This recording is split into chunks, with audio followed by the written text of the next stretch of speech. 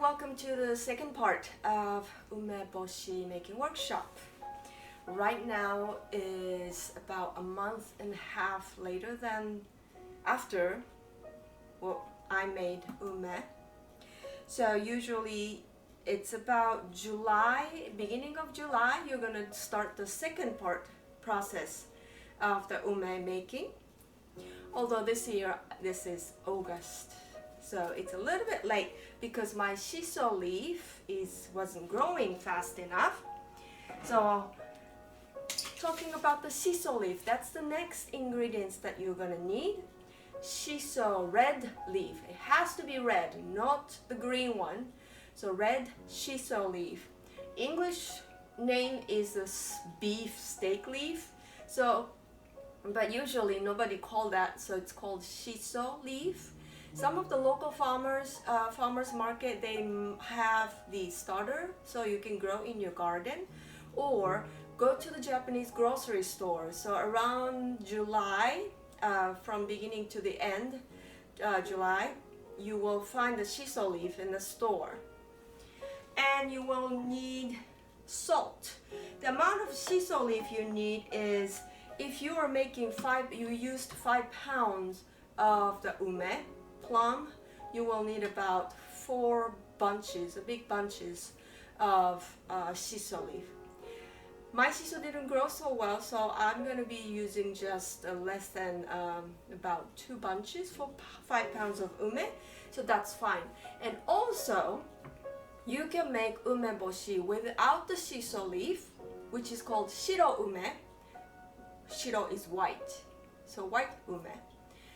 Now, the difference is that the Shiso will give the nice flavor to the very specific umeboshi flavor and the red color, and the remedial properties are different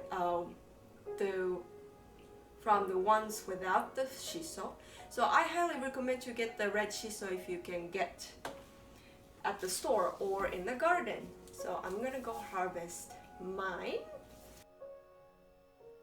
So I live in California, and then sometimes it gets to 100 Fahrenheit, which is 40 degrees centigrade, too hot. And if I don't get I'm gonna flip Shiso right in time, it won't grow fast enough. So I have the Shiso leaf, which is like kind of American style, the species.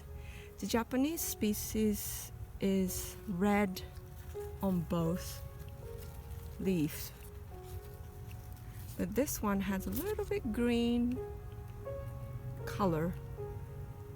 So this is Shiso leaf and smells really nice. And this is green Shiso. So these are for cooking.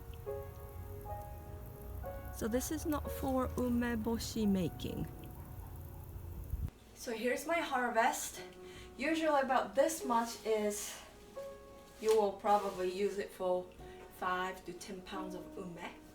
So this is all I had in the garden.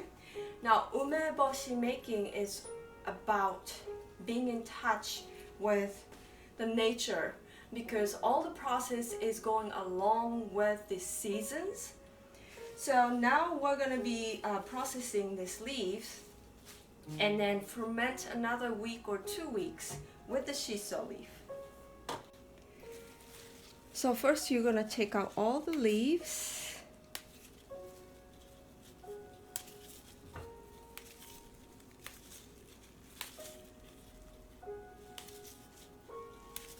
Just a little bit of the stem is fine.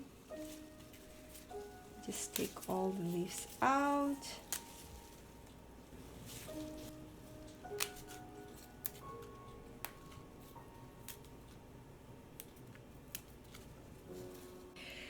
I have 50 grams, about 50 grams of Shiso, and I will need about 20% in weight of salt. So I have 50 grams, I need 10 grams of salt.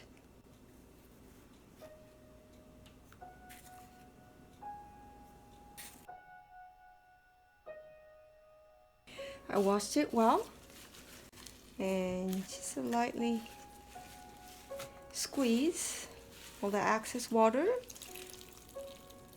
Take it out.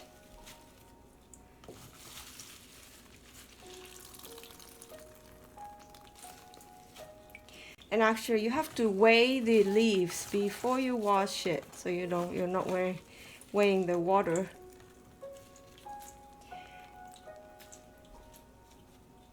So you have your shiso leaf, salt, and a large Japanese mortar, suribachi, or you can just use the regular bowl. And you're gonna be massaging these leaves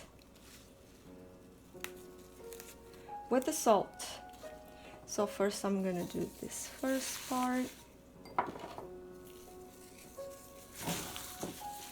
And this is a vigorous massage. You want the first juice out, because that is called appro, unwanted bitter part of the juice.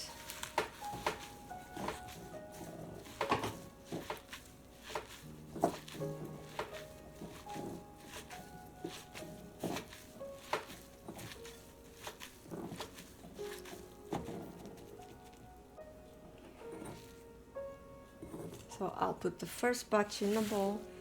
Here's the second batch. All the rest of the salt.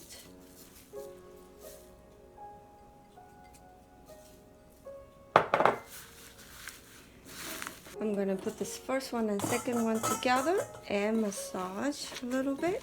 Now I'm gonna start to see the juice. Yeah. So that's a nice color juice, but mostly foamy and bitter.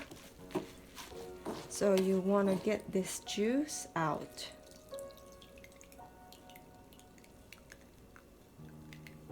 I know it feels like it's wasting the good part, but it's not. So this is the discard.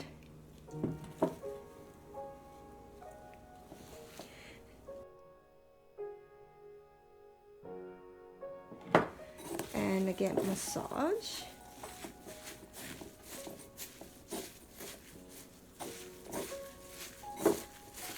And let the juice come out.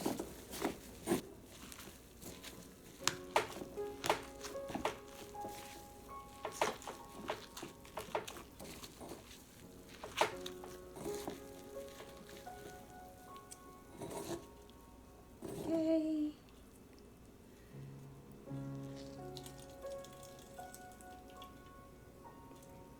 Now the leaves are ready. Discard this water. Now I'm using the Shiso only for this batch, and then the other batch I'm gonna make a shiro ume, which means no shiso leaf, just the white ume.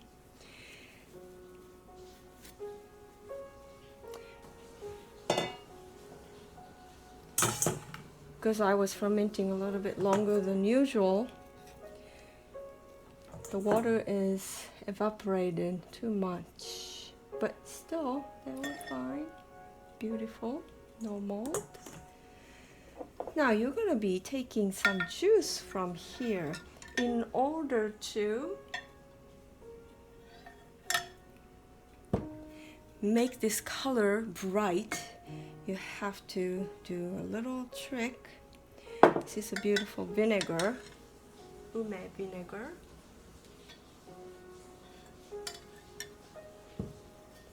So take the juice out enough to almost cover.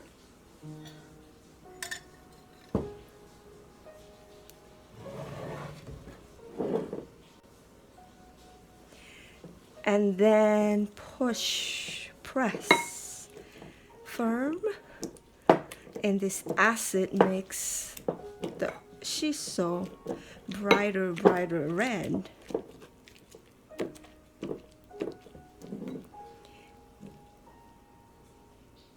See the juice?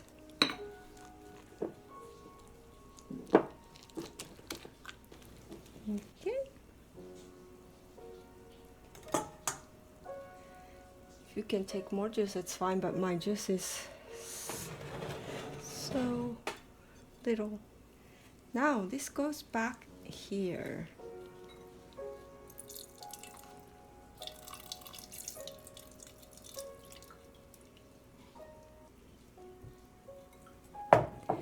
And I'm gonna put this on top evenly.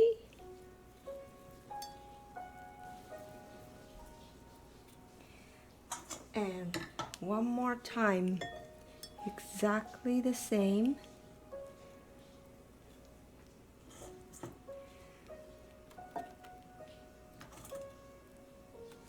Same weight.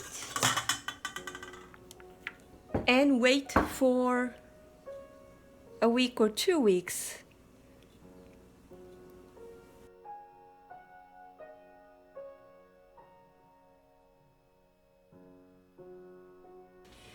Now you're gonna let this sleep until we call it Doyo no Ushi.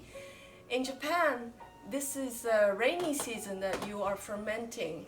And then when the rainy season is done, all the TV news, it says, okay, the rainy season is done. So tsuyu, the rainy season is done.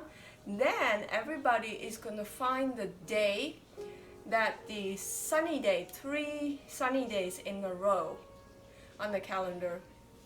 And then they will dry the umeboshi, because they usually traditionally dry it at least about 3 days. But nowadays people likes the soft ume. Some people don't even dry in the sun, but I love to dry in the sun because there is more vitamin D and then more remedial property if you dry them. So you can choose to keep it like this or dry it at least a day in the sun at Doyo no Ushi. Well, in California, no rain at all anymore, so you just decide about the day that you want to dry them for 3 days in a row. So you can just ferment it about a week, up to 2 weeks with a shiso leaf, and then you can dry. Now I need to do a report for the other all different kind of method of ume fermentation tools, vessels. The best one, the one that my favorite is probably the stoneware ceramic one with the otoshibuta, the falling lead, no mold whatsoever. This plastic one, because I forgot to flip over and it wasn't enough not enough frequency of flipping over, so some ume got a little bit molded. And glass jar is okay, but I used the plastic weight with the beans inside, and I got a little bit of the mold too. I think it because I didn't sterilize the bag. So if you make sure there's 2 things, you shouldn't get mold. First, sterilize all your equipment, especially the vessels, and then the weight and otoshibuta, and make sure you got enough weight in the very beginning, so the ume is submerged in the water completely by the time by the 1 week period. So I got some boo-boos on the things, but if you are experienced with the fermented food, you will know, you smell it, and then you know if it's still good or not. And then if it's still good, you can take out the molded part and you can keep going. But if it's not good, just toss the whole, but don't take a risk. Especially if you're beginners, don't take a risk. But if you're sensitive, you will know the smell. If it's not just sour, sometimes have a unpleasant sourness. It's going bad, so don't eat it.